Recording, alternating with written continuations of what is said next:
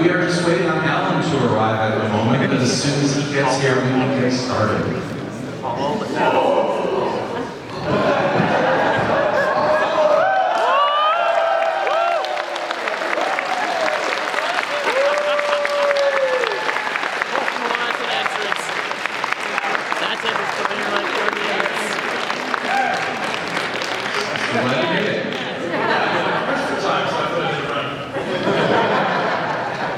So my name is Martin Arlt, and this is Tseang, and you all know Allan Henry.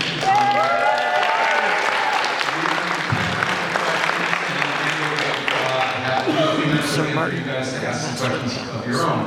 I know Jessica has some really good questions prepared, so I'm going to ask the really simple, easy questions, and let's save the more intellectual questions for later. So I think to start right off the bat and ask, how did you get started in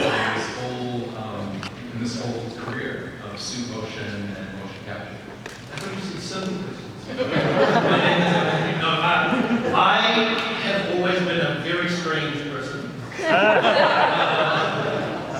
And as a kid, I would always climb trees and ride my BMX off ramps and jump off cliffs, that sort of thing. And I went to a drama school in Wellington in New Zealand, and we did some physical training there, and I met a lot of the people in Wellington who were doing this sort of job. And I talked to them and explained that I was interested, and if I could have the opportunity to learn from them, it would be great. And a number of them, really challenged me, and they're like, okay, if you want to do this, let's go. And they invited me onto gigs, and we worked on shows and films and things together, and I learned on the job a lot. And then that led to a lot more, many more phone calls about other work, and then people knew that I could do it. It kind of grew from there. It was very weirdly organic. So around when was this? This was 2007. Okay, so this is after Lord of the Rings, after after New Zealand really kind of hit the world map of filmmaking. We had Lord of the Rings come out, Avatar was just about to start, so it was kind of in the middle of that. Okay, because I'm just curious, what it was like before all that happened. Before times. Yeah. Before Lord of the Rings, it was a lot of very independent local films. Peter Jackson had been making a bunch of stuff. And but we had a lot of people making independent films and sending them off to film festivals and having our own film festivals, and that kind of grassroots vibe. And then after Lord of the Rings, we got a lot more attention from the world, and that led to a lot more collaborations internationally for a lot of us. So what would you say is kind of like your breakout job to really get your foot in the door and get you started in this? Yeah, good question. It was two things.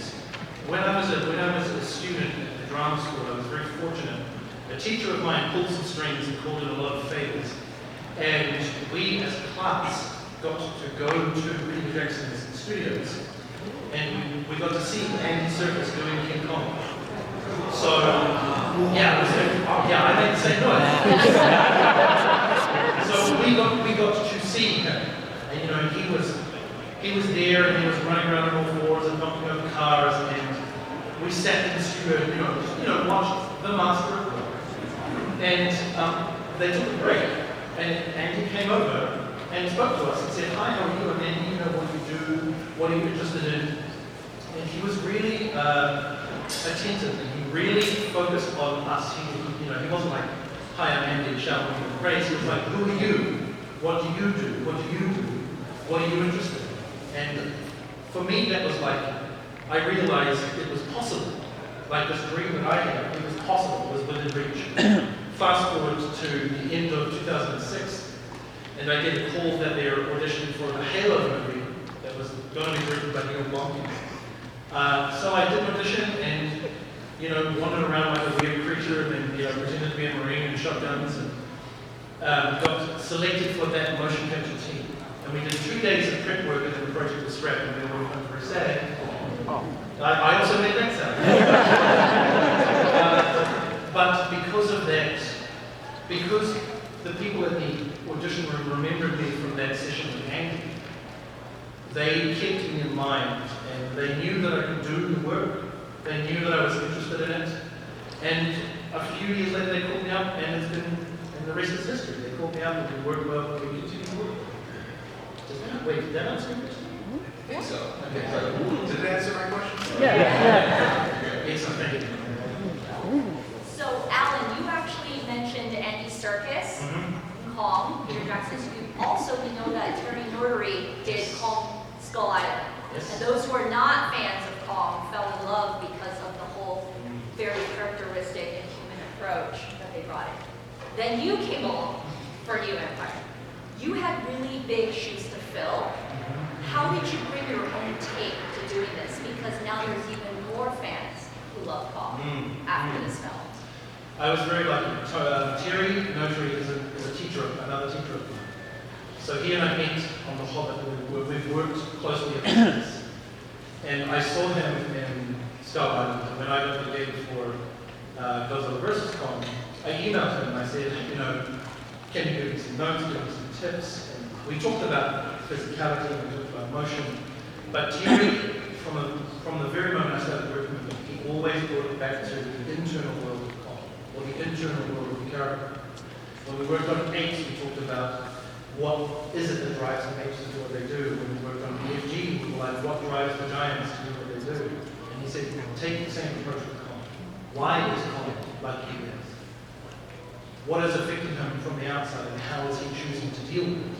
And where is he comfortable? Is he at home? Is he in a safe place? Is he somewhere where he's anxious or nervous or under threat? So he and I talked about the characterization from the inside. Well, you talked about the characterization from the inside, the motivation from Kong's point of view. You also talked about studying apes and the different movements. But I can see on your jacket that you have a bear, and I hear whispers in the hallway, like, is he the cocaine bear? Yes. That was unhinged. How did you go into the mindset of a bear on cocaine? Good question, great question. So yes, okay, so first of all, it's not as many as you might think.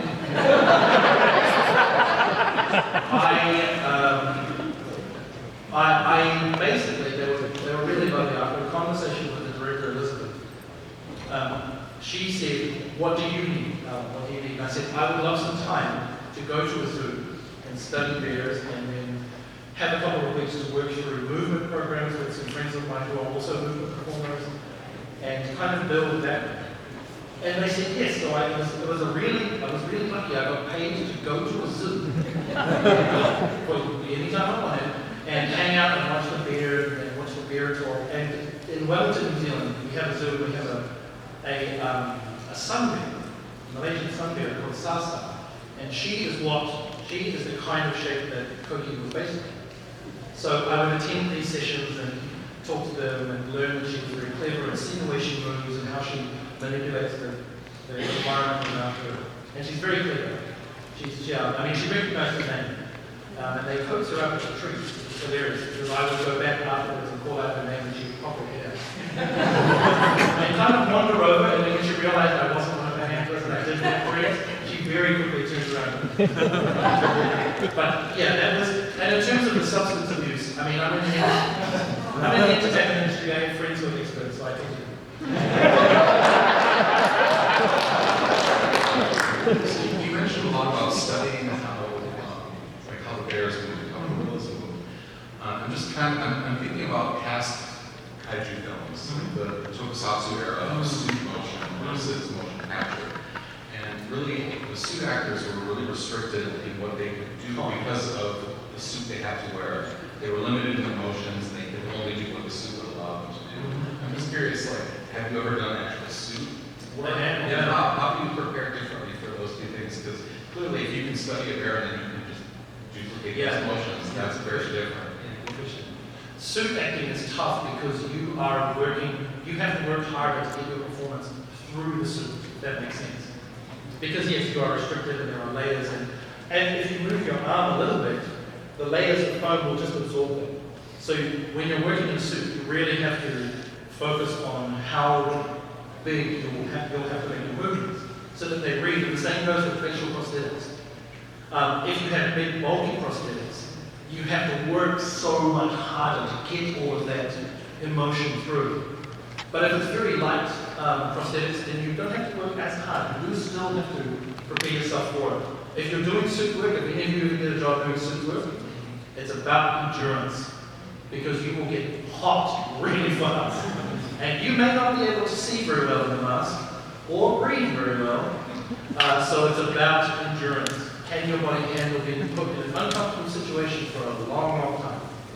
Ideally, in a perfect world, you work with great people who look after you. Sometimes through the hectic nature of being on set, that can be quite difficult to do.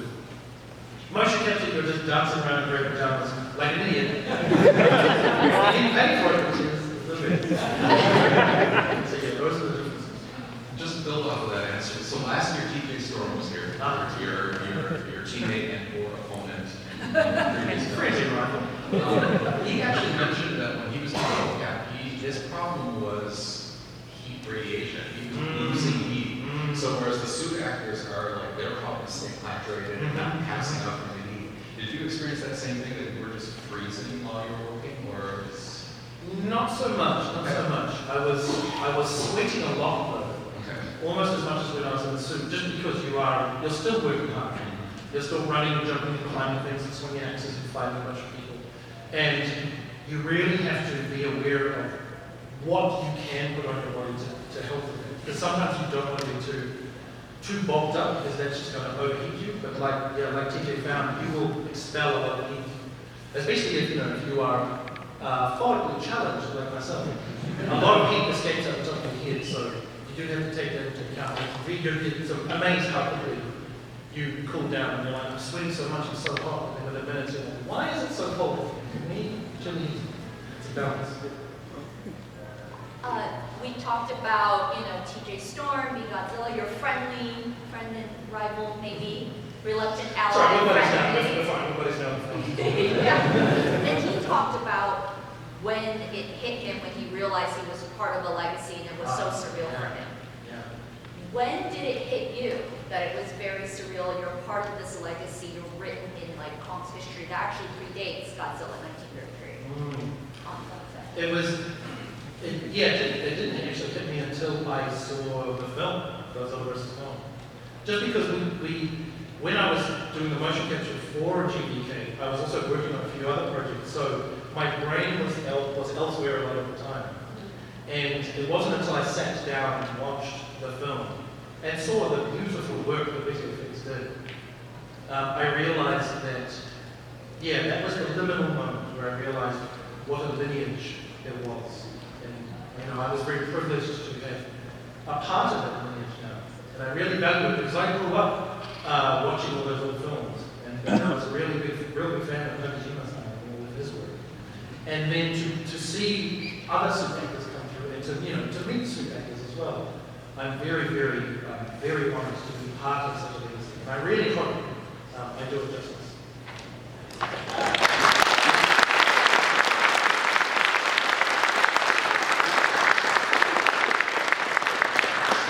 Perfect segue, because I mean to ask, growing up, were you a fan of these films? Oh, yeah. Yeah, big monsters, they smash things, they have the beast come in.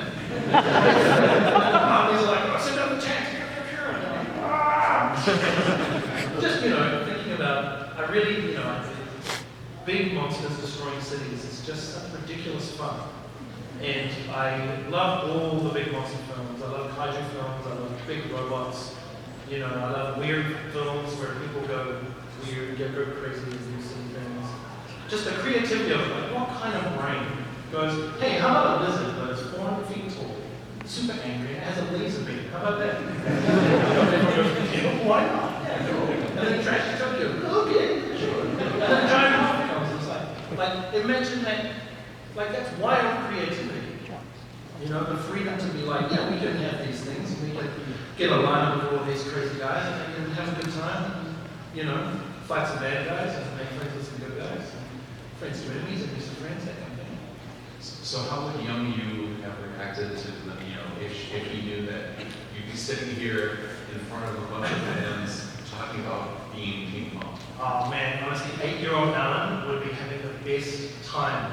And it's interesting because there are moments in this industry where things get pretty tough. And it's very easy to kind of get lost in the depression of it all. And I found that kind of trying to think back to that question, would 8-year-old Allan be proud of what's happening now? And that really helps me remember how much I love this. And not to kind of squirt the small things and not take it too seriously. Like, I respect it and I value it and I really try to do my best. But also, you know, 8-year-old Allan is having the best time of his life. And if I can do more for that wonderful little 8-year-old in a small town, then I'm going to live a happy life. So.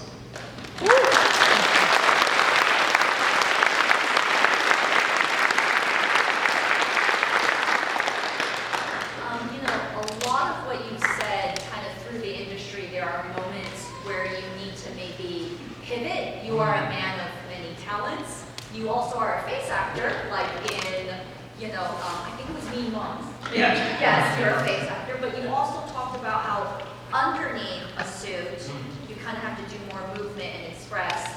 Then you're in gray spandex, right? That's Mocap, and then you're a face actor. How do you mentally adjust to all these different types of acting? You know, especially through facial expression. Do you sometimes forget and suddenly your movements are really big and you're like, oh no, I'm a face actor today, I'm not in a suit? That is a good question. It happens, yes. I'm very lucky that I realized that I needed training. I was a bit of a loose unit when I was younger, and through my training at drama school and through working with other professionals, I've found tools and ways to help me remember those differences. But there have been times where I've been working, especially on a comedy like Mean Moms, where I have to be this kind of uptight, goofball, primary school principal. There were times when they're like, hey, Allan, could you, just awkwardly sit down? And I'd be like, what if I just fell out of a chair and like banged myself on the table? And the director would get very concerned, like, I'm sorry, what? And I'd do it, and I'd throw myself around. And I could see that everyone on the set was like, and that was the point where I had to kind of sit up and be like, oh, too much, too far? So yes, there's a constant battle because I am a goofball and I do want to do silly things, slip off benches and run into walls. I'm like, I could fall out of that tree. And they're like, no, there's no reason why I'm losing. Which I think, I think they missed a beat there. I think principal in a tree would be funny. But I do have to work hard to remember which one I am. So kind of, I guess on that note, we've talked about suit acting and face acting. Do you have plans? Voice acting? Well, I was going to ask about voice acting. Voice acting? Oh, yeah. If you were interested in giving that a try. Absolutely. Because I can totally just listen to you talk all day long. That's fine. No, it's funny that you mention that because I play a lot of tabletop role-playing games, which for me, yeah,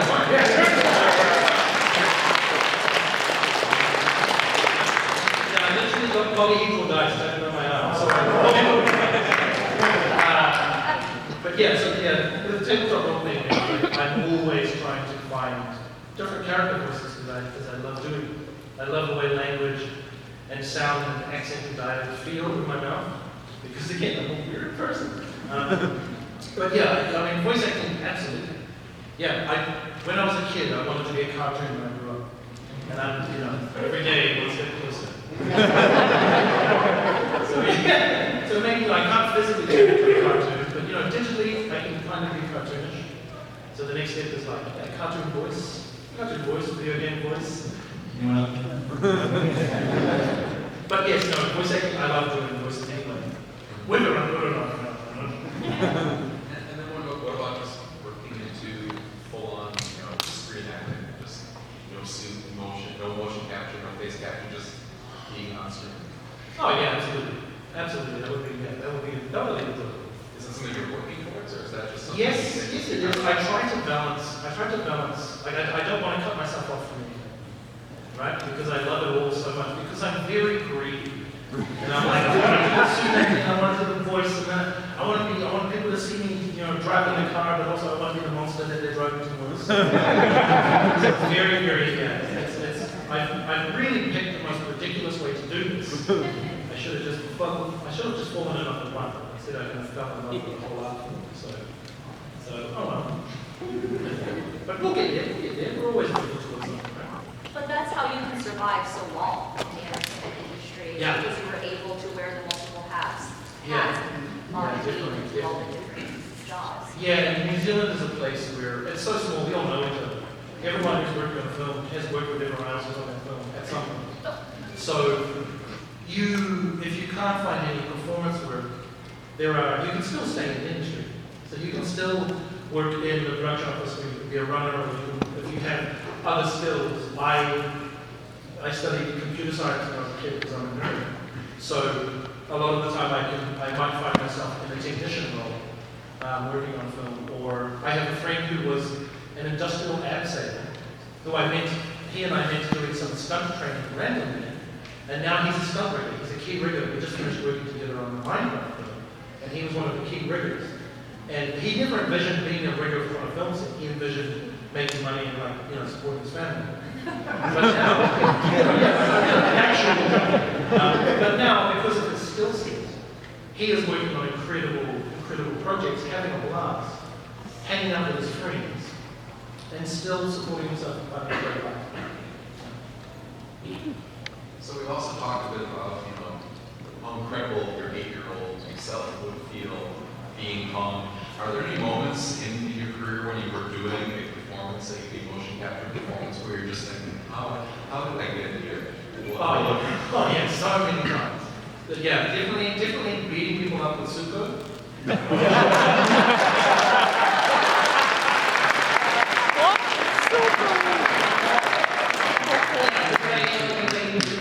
quoted that idea.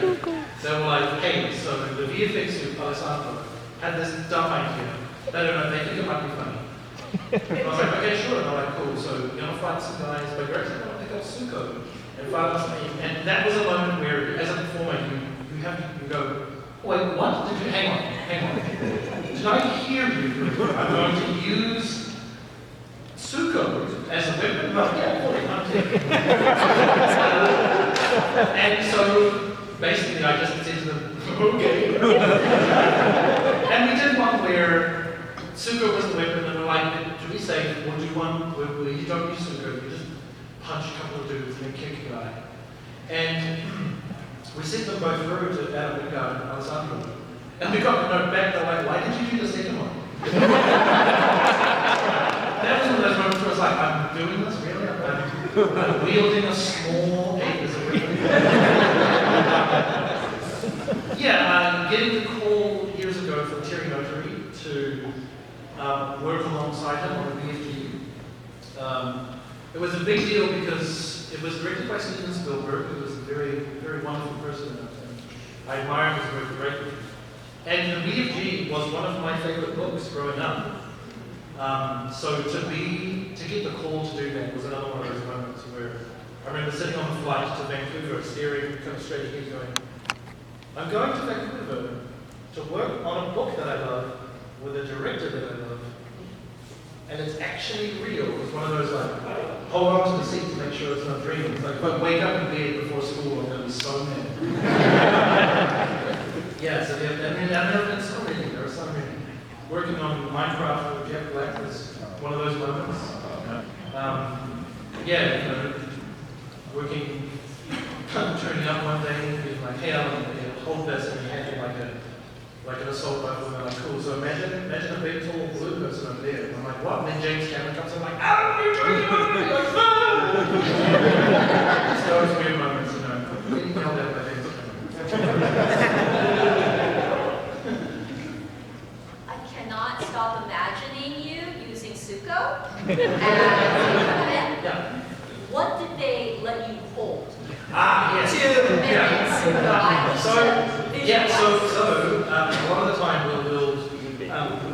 we'll We'll build props and stuff, usually out of aluminium, like this, kind of like a framework, just so that the cameras can capture things and markers are included. For that time, they made a suko. And it was like the right proportion for if I was Kong size, what would suko size be, and it was articulated. And I was like, yeah, go for it. I was like, okay. And my colleagues, Luke Hawker, who played suko, and Ike Hammond, who is a stunt coordinator and a very good friend of mine, they were like, do you want to hit us? Allan will be in the scene. And I was like, no. Like, I don't want to try and be safe and be like, ha! I was like, I want to go for it, man. So I made, like boxing bags and we set them up and I just tried my best to knock him over and kick the crap out of him. But yeah, they made me a little sick of it. I was like, can I have this? And they're like, ha! So he's interesting things. Have you walked off with anything off of any of your sets? I imagine if you're doing a lot of mocap, it's not really easy to do. Not without permission. Because I was raised right. But I always ask, always. I'm that guy. I'm always like, are you sure you need 45 helmets? And I'm pretty lucky. A lot of the time, the studio will say, look, when the film comes out, we'll send you an email. But yeah, I've never like clandestinely boosted anything. No, of course not. Never.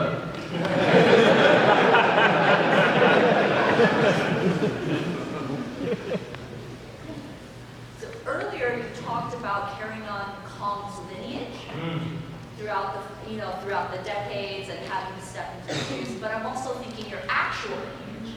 So on an agency management site, you were listed with your ethnic background as Maori.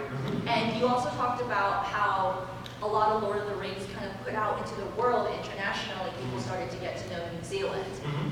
When you look up people of your ethnic background, you get Taika Waititi, who's doing, and then you get you, and then maybe a few that are like Dwayne Johnson is actually of a different background. Sometimes the internet can be wrong. But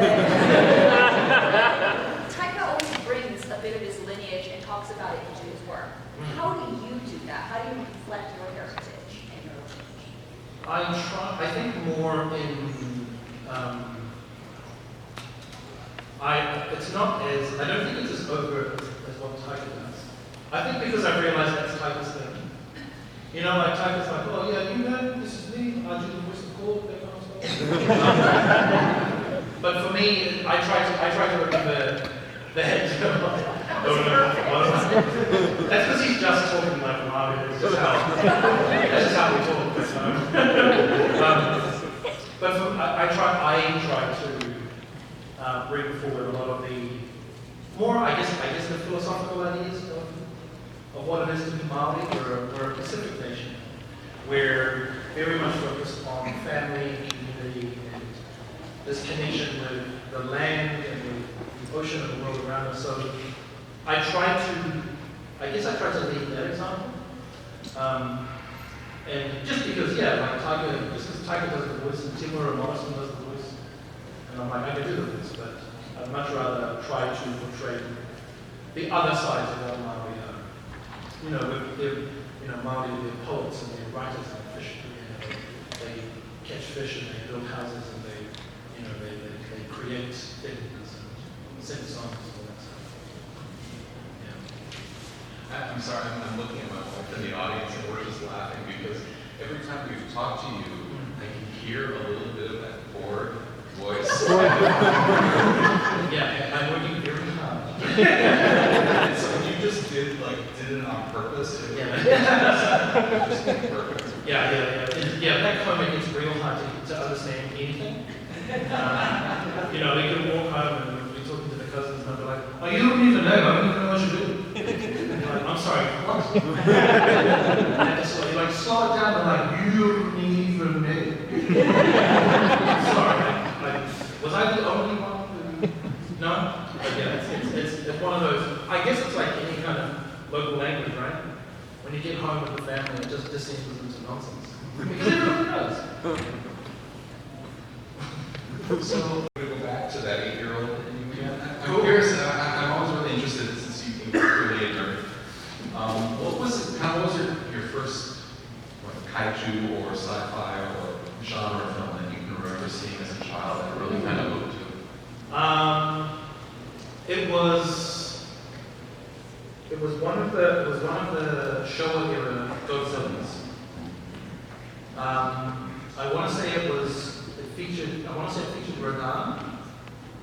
thinking back, I remember looking at it and like, it's black and white.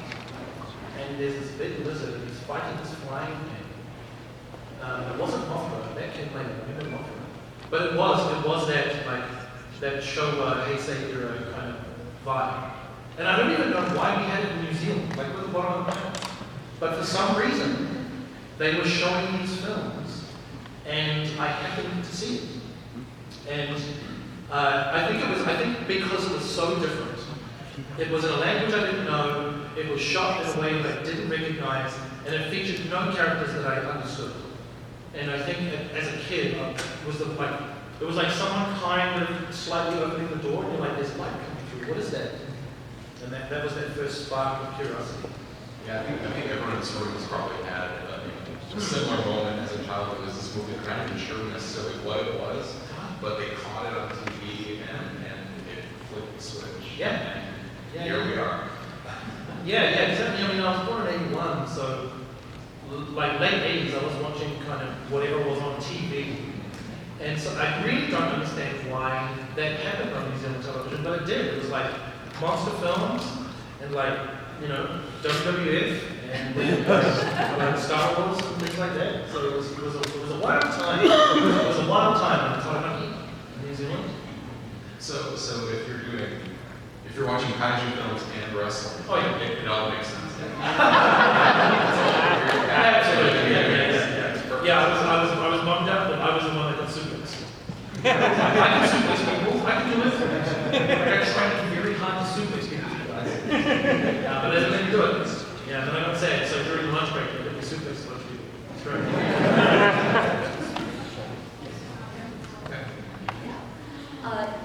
You talked about when you were younger, you saw characters or kaijus that you didn't recognize, you didn't understand.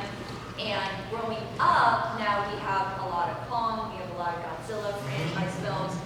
This year, people have noticed that there's also the new Planet of the Apes Kingdom film, where you have Kong, right? New Empire. Everyone goes, wow, it's the year of the apes. The primates, they're coming. Take note. Yeah, but a lot of people, the reason why it's so popular is somehow people have found a connection with them. They started to understand them. From your point of view, just your opinion, why do you think that is? More than the similarities in the way we move, but what is it about primates that humans really, like as viewers, we really feel connected to them? In my opinion, I would say that the past few films have focused on showing that these creatures are soulful creatures, that they think and they feel and they interact. And the reason the Apes trilogy in our Kingdom works well is because Andy did such a great job of showing you what Caesar was thinking, what he was feeling.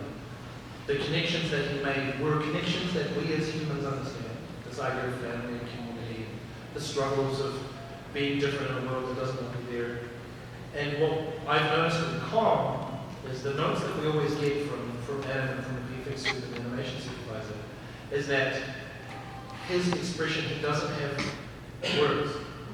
So all of his communication is through his eyes, through his face, through the way that he shrugs his shoulders, and the way that he interacts with Gia.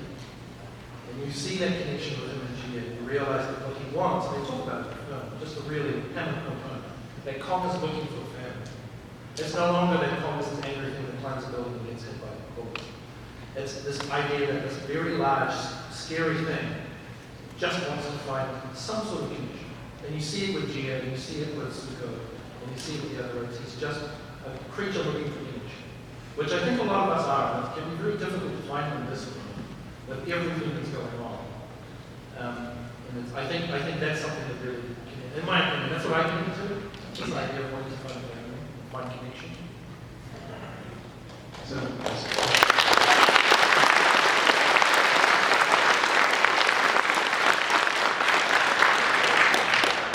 do you have any fun behind-the-scenes stories aside from using Suko as a weapon to share with us? I think it's always interesting how the conversations happen when you're working on these things, because most of the time, the conversations are, here's what we need to achieve. The director wants to accomplish this for a scene, how do we make it happen? But there are moments in the film like this where they're like, we're going to fight someone with a super. And there was a point, I remember, in The Hobbit, where Peter Jackson said, hey, if we build a ramp, like a huge ramp, that's maybe about 12 to 14 feet high, Alan, do you reckon you fall down there? And you're like, that's a very broad request, Peter. You say fall down, can I wear pads? Can I fall onto a mattress? You know, a big crash pad, is that fine? He's like, oh, right, no, sorry, no, we're going to put rocks on that. I want you to bounce off all of the rocks and then land on your face. There's a moment where you have to think to yourself, is this a joke? Is he serious? Because I don't want to do this wrong. And most of the time he's serious. There was a scene where we moved to The Hobbit where Thorin is, they're fighting against Smaug, and Thorin is carrying a big wheelbarrow, and he's running, he's going to like, jump into the molten gold and surf it. And I had to run, carrying that thing. And Peter was like, Alan, do you think you could run faster? And I was like, yes, of course. So I ran faster, and he was like, maybe a little bit faster. I was like, okay. So I ran as fast as I could. I've never run so fast in my life. I was pretty much running at the speed limit. What it felt like. So I ran as fast as I could, and I stopped, and I was like, and then I hear from behind the monitors, could you go a little faster? And I was like, okay. And I went back there and grabbed the thing and ran nowhere near as fast. So I was exhausted. And then all I hear from behind the monitors is, and I looked around the back, and there's Peter Jackson with his feet up, eating a bowl of crisps, laughing in the screen. And I was like, what are you doing? He was like, I just wanted to see if you do it.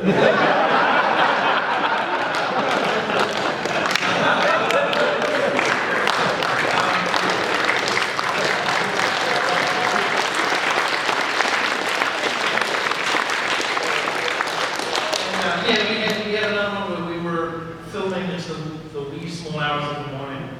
And it was like 2 or 3 in the morning. Everyone was a bit kind of shell-shocked by then. And we had to do a scene.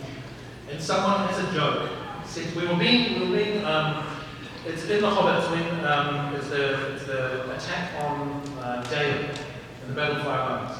And Bilbo puts the ring on to try and escape and get through everyone. And you see orcs fighting elves, and they're fighting humans, and it's all crazy. So we were getting ready to do that, and someone leaned over and said, hey Alan, I dare you to run like a baby giraffe across the scene. And I was like, okay. I was exhausted. And I'm like, and actually, everyone's like, it's all. I'm like, ooh. And I heard like, cut! And as soon as I heard cut, I snapped back into reality, and I was like, oh no. It wasn't a dream, I did it for real. Someone was like, is everyone okay? It looks like someone fell over. And I was like, yeah, I fell over. Let's just go again, let's not look at it. So one thing that I've been thinking a lot about is, again, the difference between mocap and suit acting. When Nakajima was in the suit and he had to destroy a building, that was a one-take deal, right? It had to happen right the first time, and he had to wait for the finish to be lit and everything was to be set up just right. It seems like, you don't have a lot of that. Is it just like constant ad-libbing, or are you just constantly trying different things, or is it? Yeah, it is. It's fast-paced because the setup time is so quick. So we will often do take up to take up to take up to take, just to keep variation, because it's always good to have. But also, because we know that it's such a quick turnaround, we know that we can afford to take breaks every now and then. So we will work through however many scenes, and the animation supervisor or the director or whoever is running it will just check in and be like, how's everyone doing? Everyone good? We need a break? And we're like, yeah, let's take a 10-minute break. And they're like, sure, fine.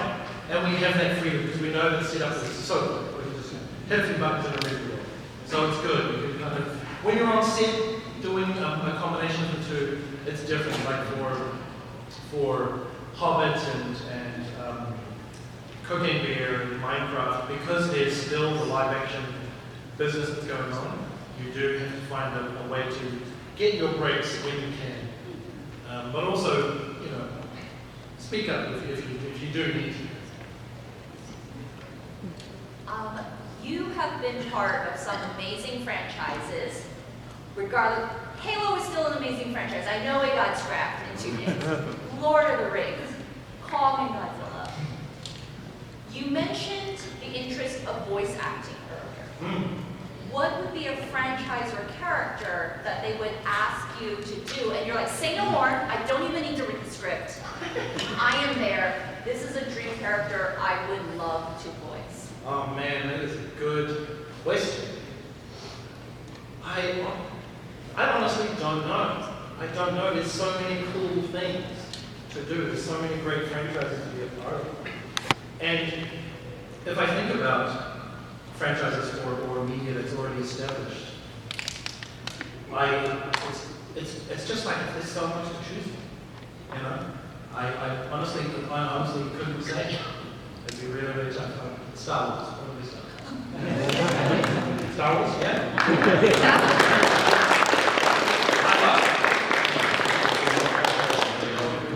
I haven't really dipped my toe into the Star Wars franchise.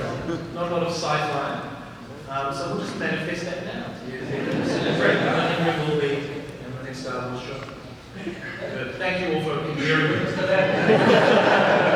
happen. I'm holding all of you. So what is next? What are we working on? Well, we're currently still doing some post-production motion capture for the Minecraft movie, which comes out in April next year, I believe.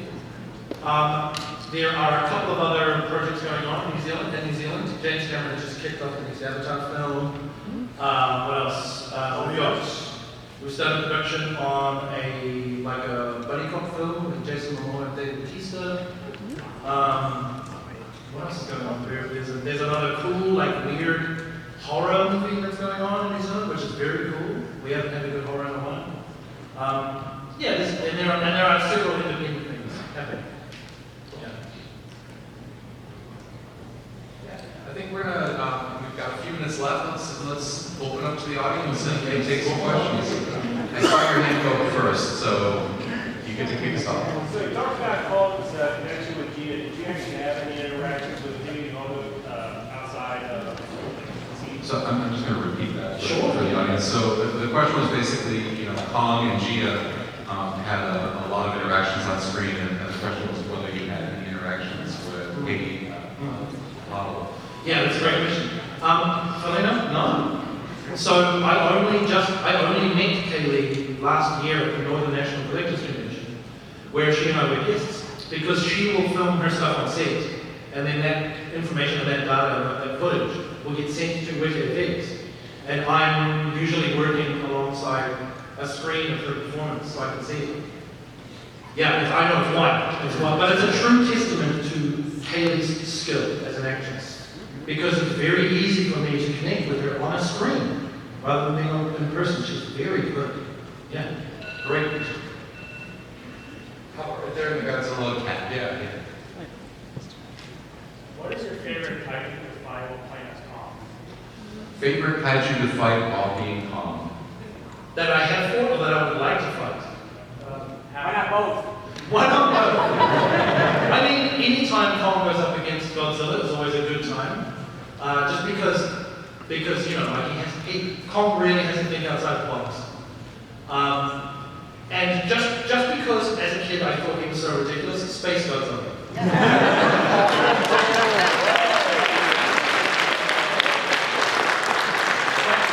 With cool short pants, come 1980s back. There was some big vipers and put on some rock, that'd be great. Or right in front of you. Okay. So if you had a voice actor you could choose to play your version of Kong, who do you think it would be? So if you could choose a voice actor to play his version of Kong. Even if he didn't talk. Yes, assuming Kong talked. Which current voice actor would I choose to play Kong? Ooh, good question. I would have to say, if anyone saw Justice League, I would pick Kieran Hines, who was the voice of Steppenwolf. He's just he's got enough depth, enough gravitas to really pull off Kong. But also, Kieran Hines is just cheeky enough to kind of get away with a little bit of the naughtiness of Kong. Right, he's right here in the middle. I think I'm curious about labor conditions and what sort of concerns you all have in your profession. What are the things that you're advocating for, working for to make your labor conditions better? A question about labor conditions in this field and what things I guess could be improved. Yes, fantastic question. Yes. There is currently, there are many things that we're always pushing for. Working conditions can always be better. They're better than they were. They were pretty dire a few years ago, but they're steadily getting better. Proper representation would be great across diverse cultures and diverse identities. We're always advocating for authenticity of those stories. Not just bringing those, if you're telling a story about a certain person, not just bringing them in as a consultant, but having them as part of the creative process. It sure would be nice to be paid what we're worth. But we are like in New Zealand, it's harder down here because we're not unionized. And we're working very hard to get unionized, just so that we can start to have a bit more of a stronger negotiation platform. But we are pushing for that. New Zealand is very much built on our founding document is a bicultural document. So this idea of multicultural equality is very important to us as New Zealanders. And we are pushing towards having that in our entertainment industry. And, some of us are trying to bully bigger countries to do the same, but whether or not they listen to us, who knows? How long is in the back against the wall there? Yes. Which one?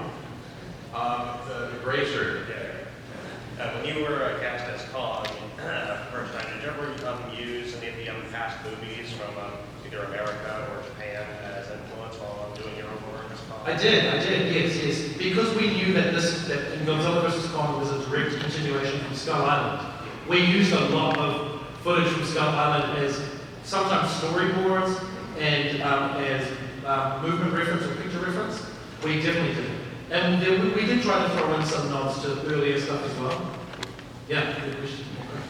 And since there's confusion, the gentleman standing right next to him. Are there any live-action adaptations of an anime you'd want to be attached to? Oh man, yes, all of them. If you're going to do a live adaptation, I want to be in. I love anime so much. Maybe not Neon Genesis, I've had enough trouble. Great question. Right over here.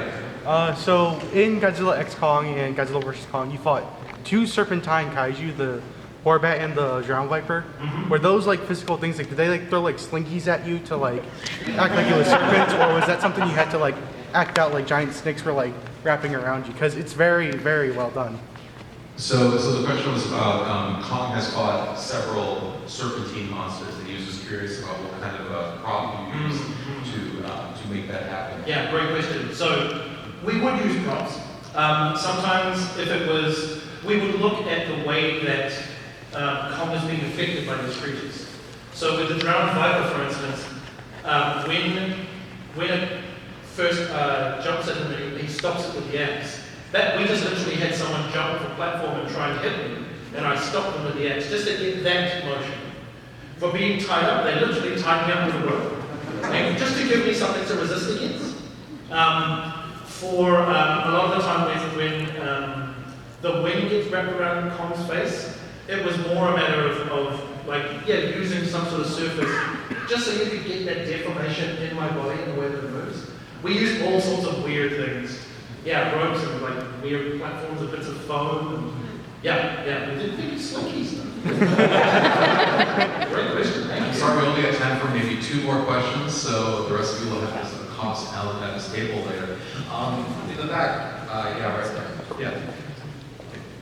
In GXK, you Kong signs Godzilla as the script on set we got in the last movie. Where did that decision come from? Was that a script choice on your end, or was that already in the script? No, there was an established idea that Adam had, because they were wondering how he would sign for that. And they were like, well, he's already got the scars from the last one, so that would be a great movie. It was interesting because they asked me, they said, do you know any ASL, American Sign Language? And I was like, no, I live in New Zealand. But I was like, I do know some New Zealand Sign Language, so would that help? And I'm like, yeah, okay, well, yeah. But we would watch it back and figure it out. But yeah, that was an Adam decision. All right, last question. Great t-shirt right here on the aisle.